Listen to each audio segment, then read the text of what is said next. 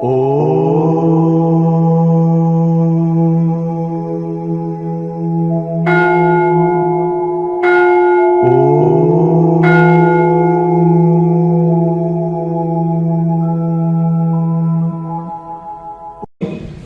ముద్ర వేసినప్పుడు రెండు నాలుగులాగా రెండు రంధ్రాలు ఉంటాయి. ఆ రంధ్రాలన్న ఆ నాలుక ఎడమ రంధ్రంలో ఉంచాలా, కుడి రంధ్రంలో ఉంచాలా? నాలుక చిన్నగా ఉన్నప్పుడు ఏదో ఒక రంధ్రంలోకి అది వస్తుందా? నాలుక పొడిగైనప్పుడు రెండు రంధ్రాలు లాక్ వేస్తుంది, రెండు రంధ్రాలని లాక్ వేయాలి, పూర్తిగా సంపూర్ణంగా లాక్ వేయాలి. ఇంకా నాలుక పెరగాలన్నమాట. ఇంకా అప్పుడు ఎప్పుడైతే అలా లాక్ వేసి ప్రాణాయామాన్ని చక్కగా చేసినప్పుడు సహస్రారం నుంచి అమృతం ధారగా వస్తుంది. కొండ నాలుక దాని మీద కట్టిన కలశమే ఆ సహస్రారంలో ఉండే అమృత కలశం. శివలింగానికి ఎప్పుడైతే అభిషేకం జరుగుతుందో అప్పుడు కేచర ముద్రలో ఉన్నప్పుడు యోగికి ఆ సహస్రారంలో అమృత కలశం నుంచి ధారగా కొండ నాలుక ఉంటే అభిషేకం అయ్యి గొంతులోకి జారుతుంది. ఆకలి దప్పులు కంట్రోల్ వస్తాయి. మనకు ఆకలి దప్పులు కంట్రోల్ వస్తాయి. మనసు ప్రసన్నంగా ఉంటుంది, మనోలయం జరుగుతుంది, శరీరంలో ఉష్ణం పెరగదు. అమృత ధార, చల్లటి ధార ఏదైతే వస్తుందో అది శరీరంలో మనం ప్రాణాయామం చేస్తుంటే ఉష్ణం పెరుగుతుంది, ఆ ఉష్ణము పెరగదన్నమాట. గురుగారు, ఇంకో విషయం, ఇప్పుడు మన శరీరంలో ఉష్ణోగ్రత పెంచుకోవడానికి ఏ ఆసనంలో ఉండాలి, శీతోష్ణాన్ని పెంచుకోవడానికి ఏ ఆసనంలో ఉండాలి? మనకి శరీరంలో కొంతమంది వాత శరీరం ఉంటుంది, వాళ్ళకి ఉష్ణం పెరగాలి. సిద్ధాసనంలో చక్కగా రెండు రంధ్రాలను లాక్ చేసి కూర్చున్నాం అనుకోండి, చక్కగా మేరుదండం నిటారు పెట్టుకుని కూర్చొని భస్త్రిక ప్రాణాయామం లేదా కపాలభాతి చేస్తే శరీరంలో అనేకమైన ఉష్ణం పెరుగుతుంది, వాతం కొట్టేస్తుంది శరీరం. ఇక ఉష్ణం కొట్టివేయాలంటే కేచర ముద్రలో ఉండాలి. ఉసిరికాయ ఉంటుంది కదా, లోన గింజలు తీసిన ఉసిరికాయని ఆ ఉసిరికాయ ప్లస్ పటిక గడ్డానికి రాసుకుంటారు మంగళ షాపులో. ఆ గడ్డానికి రాసుకున్న పటిక ఉసిరికాయ రెండింటిని పొడి చేసి ఎవరైతే తీసుకున్నారనుకోండి, ఆ పొడిని బియ్యం కడిగిన నీళ్ళలో ఒక స్పూన్ తీసుకుంటే శరీరంలో ఉండే 360 రకాల వేడిని ఉష్ణంతో కొట్టేస్తాయి. తలలో వేడి, శిరో వేడి, పొట్టలో వేడి. చాలా మందికి పురుషులకి రకరకాల సమస్యలు ఉష్ణంతో, స్త్రీలకు కొన్ని సమస్యలు ఉంటాయి, పురుషులకు కొన్ని సమస్యలు ఉంటాయి, అన్ని పోతాయి. అన్ని రకాల ఉష్ణం కొట్టేస్తుంది. ఉష్ణం వలన పురుషులకి 0 కౌంట్ అవుతుంది, వీరశక్తి నశిస్తుంది. స్త్రీలకి వంధ్యత్వం లభిస్తుంది, ఎక్కువ ఉష్ణం ఉంటే సంతానం కలగదు. కనుక ఈ ఏ రకమైన వేడైనా కొట్టేస్తుంది శరీరంలో. అలాగే కేచర ముద్రలో ఎప్పుడు ఉండాలి? గురుగారు, వరబీజం క్రియాయోగం ద్వారా నయమవుతుందా? దానికి అది ఆ శరీరంలో ఉండే రుగ్మత కాబట్టి దానికి దాదలాకని గులాబీ పువ్వు లాగానే పూస్తుంది. సేమ్ గులాబీ పువ్వు లాగానే నీటి మీదే ఉంటుంది. అది తీస్తే ఏర్లతో సహా వస్తుంది, ఇలా పట్టుకుంటే పైకి వచ్చేస్తుంది. గులాబీ పువ్వు లాగా ఉంటుంది కానీ పచ్చగా ఉంటుంది. దాన్ని తీసుకొని వచ్చేసి మనము ఆముదంలో కానీ ఆవాల నూనె కానీ వేయించి దాన్ని ఆ వేడి నూనె దాని మీద పోసి ఒక సపోర్టర్ కానీ మంచి కడ్రాయిలో కానీ అది పెట్టుకొని ఇది పెట్టుకుంటే ఒరి బీజం అనేది శాశ్వతంగా పోతుంది ఒక నెల రోజుల లోపల. ఒక్కొక్క ప్రాంతంలో ఒక్కొక్కటి అనొచ్చు, కానీ అది పచ్చగా గులాబీ పువ్వు లాగా ఉంటుంది. చూడండి, ఒక్కొక్క ప్రాంతంలో ఒక్కొక్క భాష వాడతారు కదా, అది గులాబీ పువ్వు లాగా నీళ్ళ మీద ఉంటుంది. నా పేరు ఎం శివయ్య. నేను అనంతపురం నుంచి వచ్చాను. నేను ఇంతకుముందు గురువారి గోవిందాయపల్లి ఆశ్రమంలో ఒకసారి శిక్షణ తీసుకున్నాను. తర్వాత ఇది రెండోసారి. నాకు మొదట అనుభవంలో కొన్ని అనుమానాలు వచ్చినాయి. అవి కొన్ని స్వామి గారిని అడగదలుచుకున్నాను. మూలాధారం నుంచి సుషుమ్నాడి గుండా తీసుకొని మనస్సులో తలుచుకుంటూ ఎక్కడి నుంచి తలుచుకుంటూ ఆగ్నేయ చక్రానికి తీసుకురావాలి. ఆగ్నేయ చక్రం నుంచి మూలాధారానికి చక్రాలు స్మరిస్తూ మూలాధారం వదలాలా అనేటువంటి కొన్ని సంశయాలు. చక్కటి ప్రశ్న. ఇది సహజంగా అందరికి వచ్చేది. ఎలా అంటే ముక్కు ద్వారా తీసుకొని ముక్కు ద్వారానే వదులుతాం శ్వాస, కానీ మరి సుష్మనాడి ఉంటే ఎలా నడిపిస్తాం? మరి తీసుకున్న శ్వాస డైరెక్ట్ లెన్స్లోకి వెళ్ళిపోతుంది. సైన్స్ ప్రకారం మన ఊపిరితిత్తుల్లోకి వెళ్ళిపోతుంది. మళ్ళీ మీరు అనేది సుష్మనాడి ఉంటే తీసుకోమంటున్నారు, రివర్స్లో పైకి ఎలా తీసుకోగలుగుతాం అనేది అందరికీ ఉంటే సహజం. ముక్కు ద్వారా తీసుకొని ముక్కు ద్వారానే వదులుతాము, కానీ అది ఎలా అంటే ముక్కులోని గాలి ముక్తికి తోవాయ అంటుంది వేమన యోగి. ముక్కులో గాలి ముక్తికి తోవాయ ఎలా అవుతుంది అంటే అధోముఖంగా వెళ్తున్న శ్వాసని ఊర్ధ్వముఖంగా మలపడమే యోగము. ఉండే టెక్నిక్ అంతా ఇందులోనే ఉంది. అయితే మనం ఈ రేచక, పూరక, కుంభక తీసుకునేది రేచకము, బంధించేది కుంభకము, అంటే తీసుకునేదేమో పూరకము, బంధించేది కుంభకం, వదిలేది రేచకం. అయితే ఈ తీసుకున్న శ్వాసని నెమ్మదిగా తీసుకొని నెమ్మదిగా వదిలేది అభ్యాసం చేయాలి. ఒక బెలూన్లోకి మనం గాలిని నింపుతాము, సన్నము వదిలినామనుకోండి మూతిని, ఎక్కువసేపు గాలి వెళ్ళిపోతుంది. సడన్గా వదిలితే తుస్సుమని ఒకేసారి గాలి వెళ్ళిపోతుంది.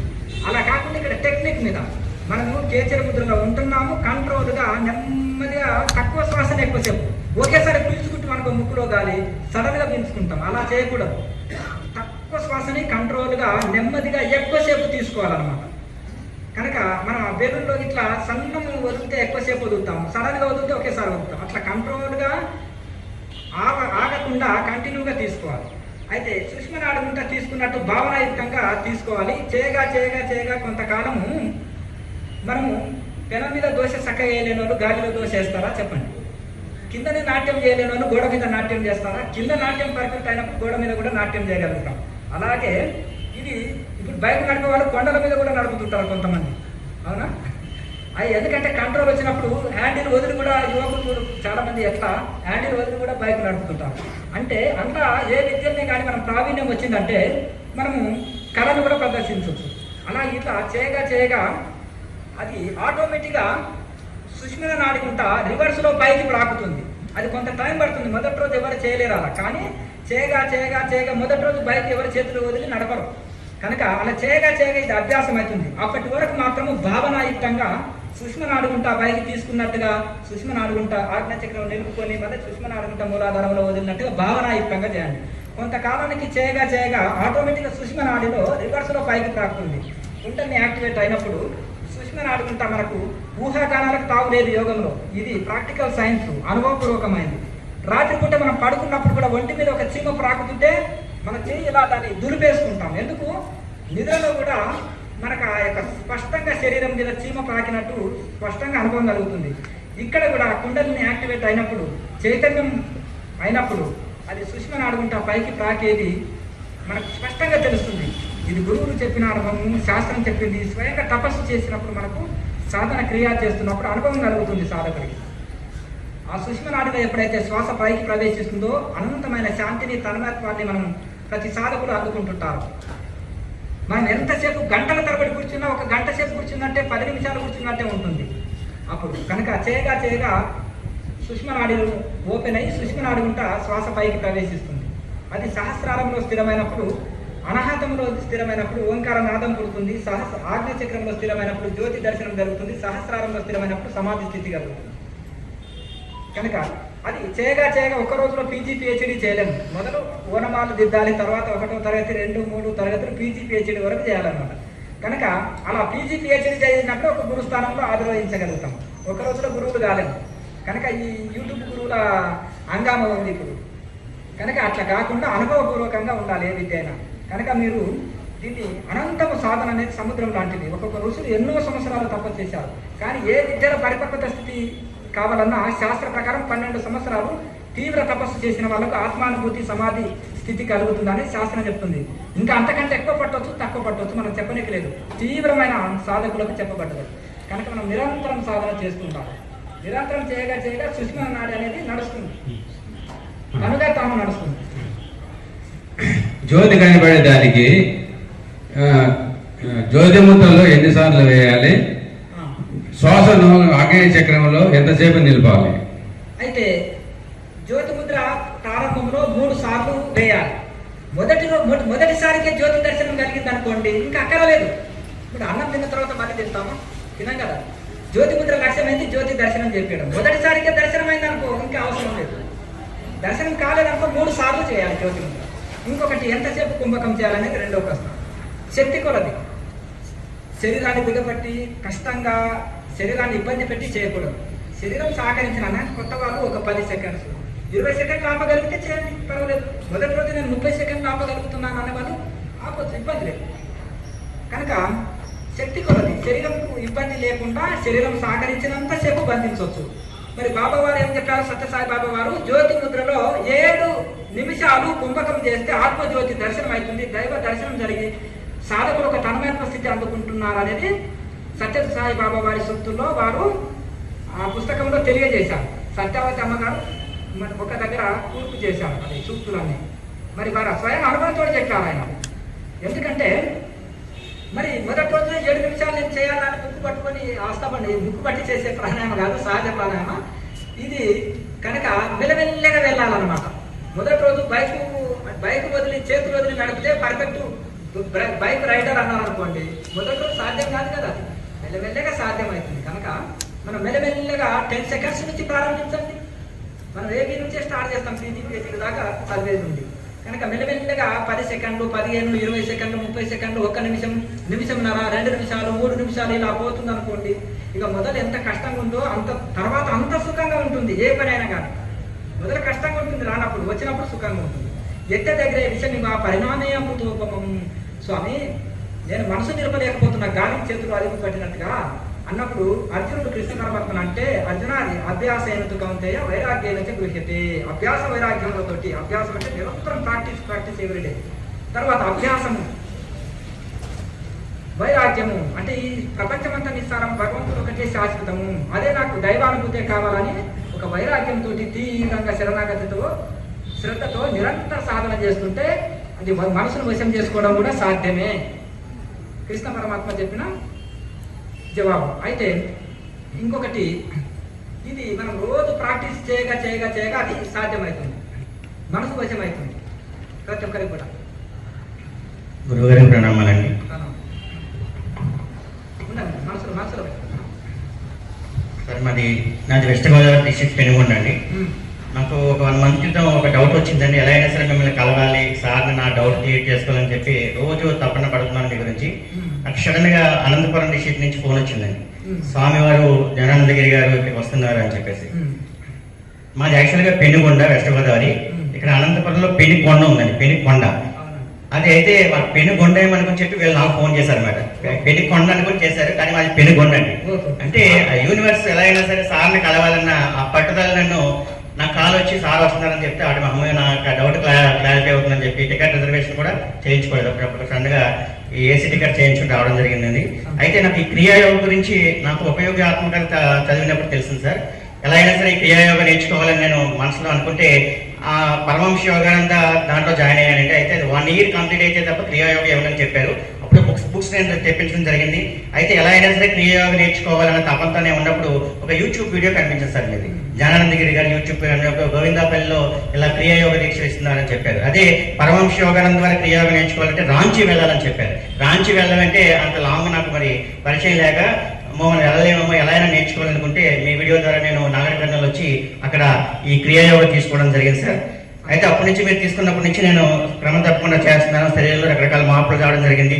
శరీరం వెచ్చ కావడం, అలాగే కూల్ కావడం, బాడీ తేలికైపోవడం, నడుస్తున్నా సరే ఏదో గాల్లో నడుస్తున్నట్టుగా అనిపించడం, ఒక్కొక్కసారి అయితే శరీరం అంతా గిరగిర తిరగడం, అంతా మొత్తం నాళ్ళన్నీ కూడా శరీరం అంతా అవయవాలు తిరిగిపోవడం, కప్ప గొంతులు వేసినట్టుగా ముందుకు స్టెప్ బై స్టెప్ ముందుకు వెళ్ళడం, మళ్ళీ ఆటోమేటిక్గా వెనక్కి రావడం.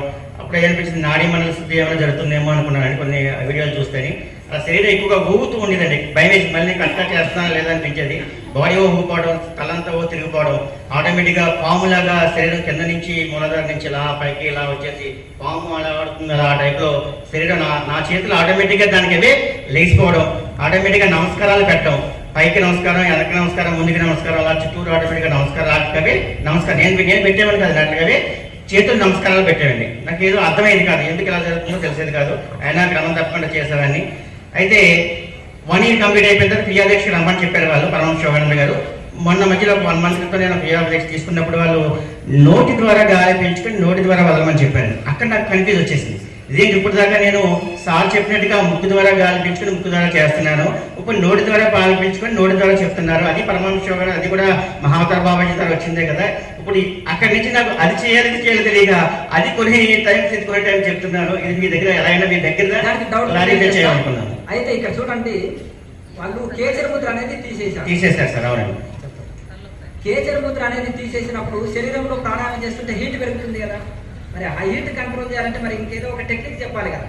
నోటి ద్వారా తీసుకొని, అంటే ముక్కు ద్వారా తీసుకొని నోటి ద్వారా వదలడం లేదు, నోటి ద్వారా తీసుకోవడం, నోటి ద్వారా వదలడం, నోటి ద్వారా వదలడం. దానివల్ల నా శరీరంలో ఉండే హీట్ కొట్టేస్తుంది. ఉదాహరణకు శీతలిని శీతకారిని అనే ప్రాణాయామం ఉంటుంది. పళ్ళ సందులోకి వెళ్ళి, ఈ దవడల సందులోకి వెళ్ళి తీసుకొని ముక్కు ద్వారా వదులుతాం. ఈ చల్లగా లోపలికి ప్రవేశిస్తుంది, ముక్కు ద్వారా హీట్గా ఇదవుతుంది. అది కూడా కొంచెం కష్టమవుతుందని వాళ్ళు ఏం చేశారంటే నోటితోటి తీసుకొని నోటి ద్వారా వదలడం వల్ల పొట్టలో ఉడుకు చేరుతుంది కదా, ఆ హీట్ అంతా తీసేస్తుంది.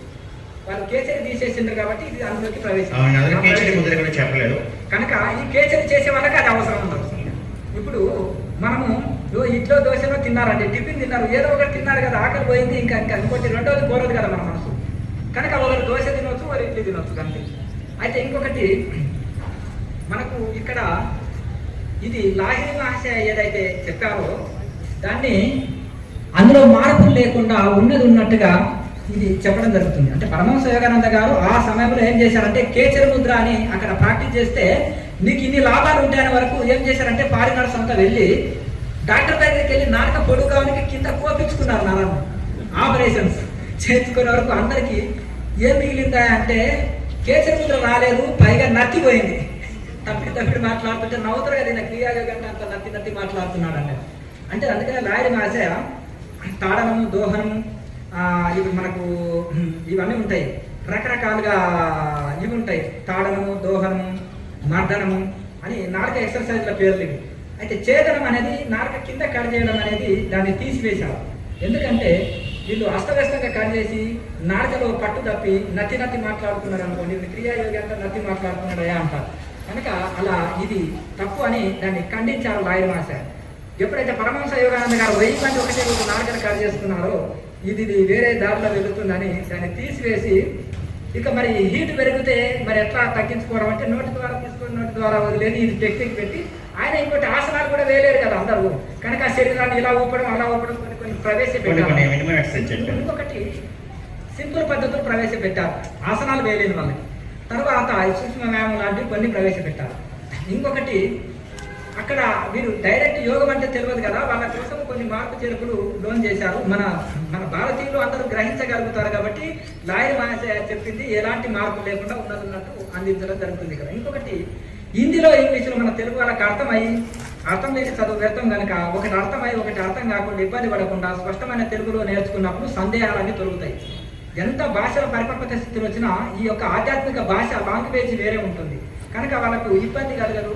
అందుకనే తెలుగులో పుస్తకము రాసి 2014లో మన తెలుగులో అన్ని తెలుగు రాష్ట్రాల్లో అన్ని జిల్లాలు తిరిగి క్లాసులు చెప్పి మళ్ళీ పౌరం రోజు క్లాసులు అని బుక్లో అడ్రస్ ప్లస్ ఫోన్ నెంబర్ ఇచ్చేసి అక్కడ వాళ్ళు క్లాసులు చెప్పడమే కాకుండా మళ్ళీ ఆశ్రమానికి వచ్చినా సందేహాలు జరిగి సాధనలో ముందుకు నడిపేయడం అనేది జరుగుతుంది. ఇప్పుడు కూడా ఏదో క్లాస్ చెప్పినామా వెళ్ళిపోయినామని కాదు, ఒక రెస్పాన్సిబిలిటీ తీసుకోవాలి.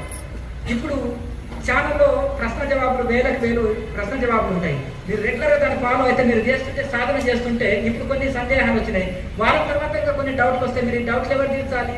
కేఎంసీ ఛానల్లో చూసుకుంటే ప్లేలిస్ట్లో ప్రశ్న జవాబులు వీడియోలు ఉంటాయి, అందులో అవి చూసుకుంటే మీ సందేహాలన్నీ తొలుగుతాయి. మళ్ళీ మీకు ఏ ప్రశ్న వచ్చిందో దాన్ని తమ్నేల్లో పైన ఆ ప్రశ్న పేరు రాసి ఉంటుంది, దానికి సంబంధించిన వీడియోనే చూడవచ్చు, టైం వేస్ట్ కూడా కాదు. ముందుకు వెళ్ళగలుగుతారు మీరు, అందుకని ఒక రెస్పాన్సిబిలిటీ అంటారు. ఇంకొకటి ఆశ్రమంలో అక్కడక్కడ క్లాసులు జరుగుతాయి, ఇక పైన ఎక్కడ క్లాసులు జరిగినా అక్కడ వచ్చి సందేహాలు దొరికించుకొని వెళ్ళవచ్చు. ఇప్పుడు మనం శ్వాస పీల్చుకునేటప్పుడు మళ్ళీ వెళ్ళేటప్పుడు కూడా కింద మనం ఏమైనా టైం ఏమైనా వెయిట్ చేయాలండి? పీల్చడం వదిలేటప్పుడు పైన కింద కూడా ఏమైనా చూపించాలి అంటే మీరు శూన్యకం అంటున్నారు. శూన్యకం అవసరం లేదు, అంటే గాలి వదిలిన తర్వాత ఖాళీ పొట్టతో ఉంటాం కదా, దాన్ని శూన్యకం అంటారు. అది ఉండవలసిన అవసరం లేదు. ఆటోమేటిక్గా 2-3 సెకండ్లు మనం ఆగుతాం, వెంటనే తీసుకోలేము, అంత మాత్రం చాలు. కంటిన్యూ చేయడం. ఓకే సార్, నేను మీరు చెప్పింది యాక్చువల్గా నేను చేసిన తర్వాత నాలో సంకల్ప శక్తి పెరగడం నేను గమనించానండి. ఏది అనుకుంటే అది జరగడం అనేది తెలుస్తుంది నాకు. ఇంకొకటి మీరు ఏదైతే ఉందో క్రియా దీక్ష తీసుకున్నప్పుడు అప్పుడు పుస్తకం చదివి ఏదో మామూలుగా ధ్యానం చేసింది అనుకోండి. ఉదాహరణకు మనం దోశల పుస్తకం చదివింది అనుకోండి, నెయ్యితో దోశ వేయచ్చు, పెసరట్టు వేయచ్చు, రకరకాల ఉంటాయి. ఆ పుస్తకం చదివితే మనకు రాదు.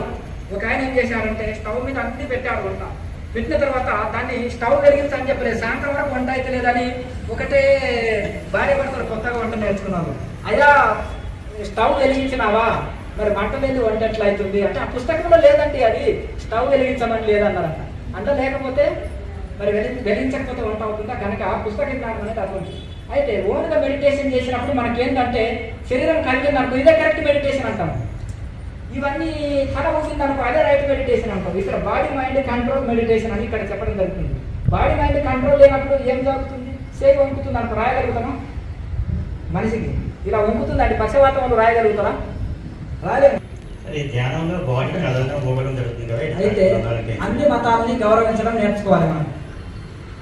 సత్యసాయి బాబా వాళ్ళు ఉన్నారు, ప్రపంచ దేశాలు అన్నీ వచ్చినాయా రాలేదా? చెప్పండి. ప్రతి ఒక్కరు వచ్చి వాళ్ళ కొత్త సంవత్సరం జరుపుకునే వాళ్ళు.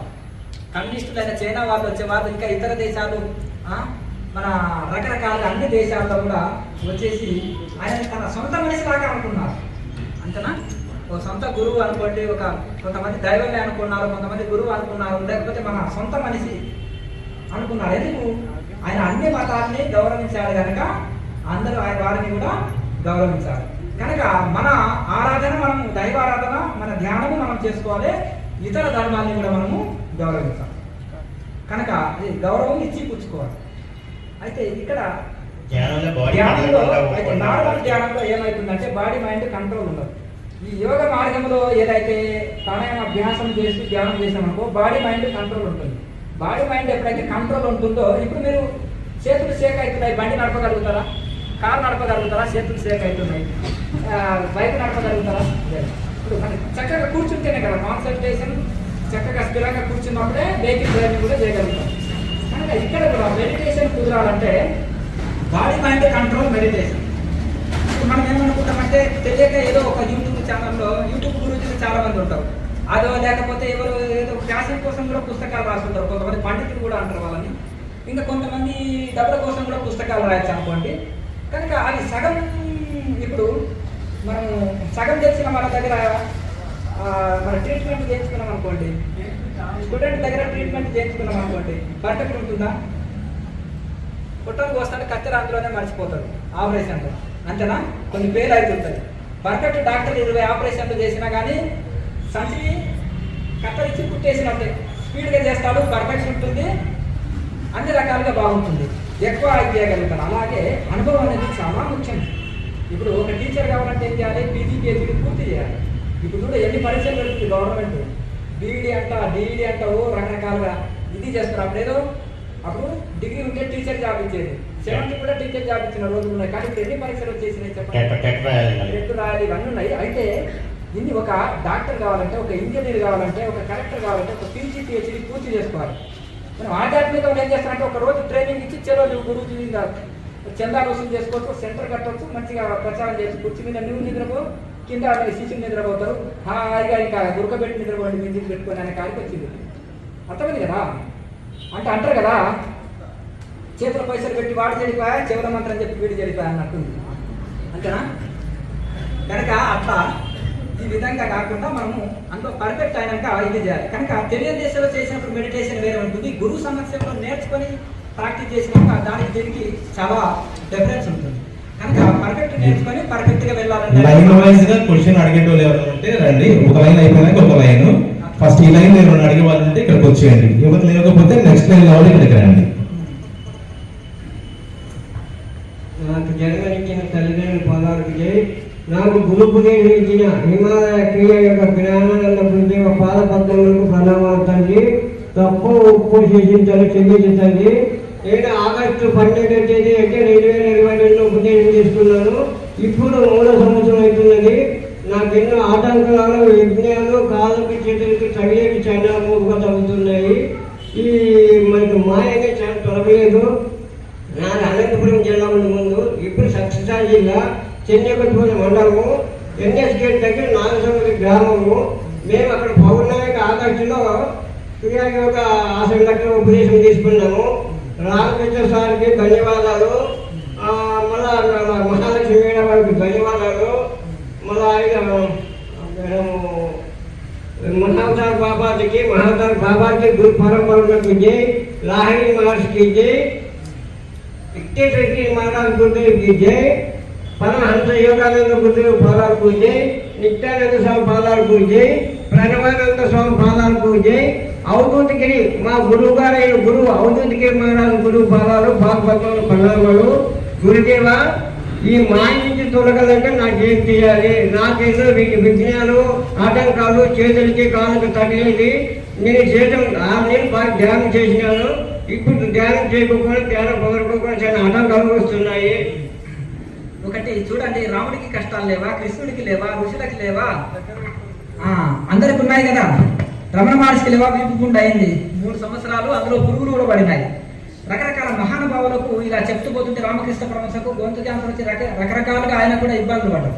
అయితే ఈ భూమి మీద పుట్టిన ప్రతి జీవికి కర్మానుసారంగా వస్తుంటాయి. వాటిని లెక్క పెట్టకుండా ఇప్పుడు సీతమ్మ జాడ తెలుసుకొని పోతుంటే హనుమంతుడికి ఎన్ని విఘ్నాలు వచ్చినాయి, ఆయన జాడ తెలుసుకొని వచ్చాడు. కనుక మనం ఒక లక్ష్య సాధనలో అనేకమైన వస్తాయి. ఇప్పుడు సూర్యుడికి మేఘాలు ఉన్నప్పుడు సూర్యుడు కనిపిస్తాడు, గాలి వచ్చినప్పుడు మేఘాలు తొలగి సూర్యుడు కనిపిస్తాడు. అలాగే గాలి అంటే ఇదే ప్రాణాయామ, ఇదే గాలి, ఇదే ప్రాణాయామ. ఆత్మసూర్యుడికి ఏముంది, ఆగ్నేయ చక్రంలో ఉండే ఆత్మసూర్యుడికి మేఘాలు అడ్డమయ్యి ఆయన దర్శనం అవుతలేడు. అప్పుడు ఇదేం చేయాలంటే ప్రాణాయామ అనేది గాలి సాధన, ప్రాణాయామ సాధన చేసినప్పుడు ఆ యొక్క మేఘాలు, ఆవరణ, మాయ అనేది తొలగిపోయి ఆత్మసూర్యుడి ప్రకాశాన్ని మనము అనుభూతి చెందగలుగుతాం. కనుక దైవానుభూతిని పొందగలుగుతాం. అప్పటి వరకు ఏం చేయాలి, విడవకుండా. చిన్నపిల్లవాడు సైకిల్ నేర్చుకుంటే కాళ్ళు చెక్కలు కానీ రక్తాలు కాలని వదిలిపెట్టడు, అది తప్పకుండా చేస్తారు. అట్లాగే మనం కూడా ఈ సాధనని పట్టుకొని నిరంతరం చేస్తుంటే మేఘాలు తొలగి ఆత్మసూర్యుడు దర్శనమైనట్టుగా మనకు సమస్త విఘ్నాలు దూరం అవుతాయి. ఆ విఘ్నాలు వచ్చినప్పుడు కర్మానుసారంగా వస్తాయి. సబ్బు పెట్టుకుంటే మురిసిపోయినట్టుగా మెల్లమెల్లగా ఈ యొక్క విఘ్నాలన్నీ తొలుగుతాయి. వాటికి భయపడి వెనకాడికి వేయకూడదు. వాళ్ళకు పూర్వం కర్మ ఎక్కువ వాళ్ళకు ఎక్కువ ఆటంకాలు వస్తుంటాయి, తక్కువ వాళ్ళకు తక్కువ ఆటంకాలు వస్తుంటాయి. వాటిని లెక్క పెట్టకుండా ముందుకు వెళ్ళాలి ధైర్యంగా. ధైర్యం కోల్పోతే సర్వం కోల్పోతాం. సర్వం కోల్పోయిన ధైర్యం ఉన్నవాడు అన్ని సాధించుకోగలుగుతాడు. కనుక మనిషికి నీ పైన నీకు విశ్వాసం కోల్పోతే సర్వం కోల్పోయినట్టుగానే. నీ పైన నీకు విశ్వాసం ఉన్నప్పుడు తప్పకుండా అనుకున్నది సాధించగలుగుతాం. సుభద్ర మేడంకి నమస్కారము, సుధా కృష్ణకు నమస్కారము. మా గురువు గారు పాదం ప్రణామాలు. గురుదేవ మా మీద కొంచెం అనుగ్రహం చూపుతండి, మాయ నుంచి తొలగించండి. అయితే ఇక్కడ ఒకటి ఏంటిదంటే, క్రియ చేయండి, క్రియ ద్వారా రక్షణ పొందండి అంటారు లాయర్ మాస్టర్. ఎంతవరకు ఎవరైతే క్రియ చేస్తారో ఆ క్రియ ద్వారా రక్షణ పొందుతారు. ఎవరైతే క్రియ చేయరో, సన్యాసం పుచ్చుకుంటే మోక్షం రాదు, అడవిలోకి వెళ్తే మోక్షం రాదు, సాధన చేస్తే మోక్షం వస్తుంది. కనుక ఎవరైతే క్రియ చేశారో, ఈ ప్రాణాయామ అభ్యాసము ధ్యానం చేశారో వాళ్ళు మోక్ష స్థితిని అందుకుంటారు. సమస్త విఘ్నాలు ఇదైతే ఆయనకి ఎవరైతే పరిచయం చేశారో మన ఆశ్రమాన్ని వాళ్ళందరికీ కృతజ్ఞత చెప్పుకుంటున్నారు పెద్ద ఆయన. అలా కనుక వాళ్ళంతా సీనియర్స్ అనమాట, మంచి సాధకులు. ఆయన పేర్లు ఎవరైతే చెప్పారో వాళ్ళంతా మంచి సాధకులు అనమాట. కనుక వాళ్ళని కూడా సీనియర్స్ కూడా ఇన్స్పైర్ అవ్వాలి, మనం అవి సాధన చేసుకోవాలి. సాధన చేస్తే సమస్త విఘ్నాలు దూరం అవుతాయి. గురువు నమస్కారం. నా పేరు చంద్రశేఖర్, మాది గోరంట్ల. సాధన ఒక 2 నెలలు చేస్తాను, కానీ కంటిన్యూ చేయలేదు, అప్పుడప్పుడు చేస్తాను. కానీ ఒక 15 రోజులకి కంటిన్యూ చేస్తున్నాను. ఈ హీట్ ఎక్కువ అయిపోతుంది, కన్ను మొత్తం ఎర్రగా అయిపోతుంది, కన్ను మంట నొప్పిగా అవుతుంది. అది ఎందువల్ల అనేది అర్థం. అయితే ఇక్కడ చూడండి, మనము కొత్తగా స్కూల్కి వెళ్తున్నాం, గ్యాప్ లేకుండా కంటిన్యూ స్కూల్కి వెళ్ళాలి, కంటిన్యూ హోంవర్క్ చేసుకోవాలి. గుర్తుకొచ్చినప్పుడు స్కూల్కి వెళ్ళకూడదు, గుర్తుకొచ్చినప్పుడు హోంవర్క్ చేసుకోకూడదు, కంటిన్యూయేషన్ ఉండాలి, గ్యాప్ రావద్దు.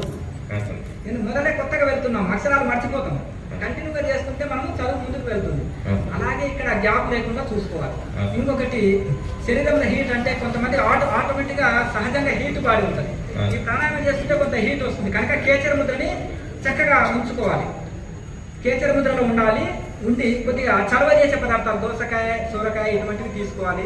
జీలకర్ర ఎక్కువ వేసుకోవాలి, వాతం ఉన్నోళ్ళేమో వాము ఎక్కువ వేసుకోవాలి కూరలో అట్లా. కనుక అలాగే ఇంకొకటి ఇంతవరకు నేను చెప్పినాను, అందుకనే హనుమంతుడు లాగా ఉండాలి. చూసిరామంటే కాల్చి రావాలి. ఏకలవ్య శిష్యుడు లాగా చెట్టు దాపున ఉంటే విద్యార్థులు గ్రహించింది, అట్లా ఉండాలి. ఇంతవరకు నీటి కొట్టేయడానికి చెప్పినాను ఆల్రెడీ. ఏం చెప్పినాను, ఉసిరికాయ ప్లస్ గడ్డానికి రాసుకునే పట్టిక, ఈ రెండింటిని పొడి చేసి ఒక డబ్బాలో ఉంచుకొని ఒక స్పూను బియ్యం కడిగిన నీళ్ళలో ఉదయం కడుపున పరగడుపును తీసుకుంటే ఒక నెల లోపల 360 రకాల వేడి శరీరంలో ఉండేటివి సమస్త హీట్ తీసి పడేస్తుంది. సింపుల్ చిట్కా అంతే. బ్రహ్మాస్త్రం ఇది. ఇంకా శరీరంలో హీట్ కొట్టేయాలంటే బ్రహ్మాస్త్రం. అదే శరీరంలో హీట్ కొట్టే కళ్ళు ఎర్రగా అవుతాయి, కొంతమంది శిరో వేడి, చెమటలు వస్తాయి, కాలు చేతులు పగులుతాయి. ఇక రకరకాల వేడి అంటే అనేక పొట్టలో వేడి, శిరో వేడి, రకరకాల ఉంటుంది. అందులో ఈ అన్ని రకాల వేడి తీసేస్తుంది.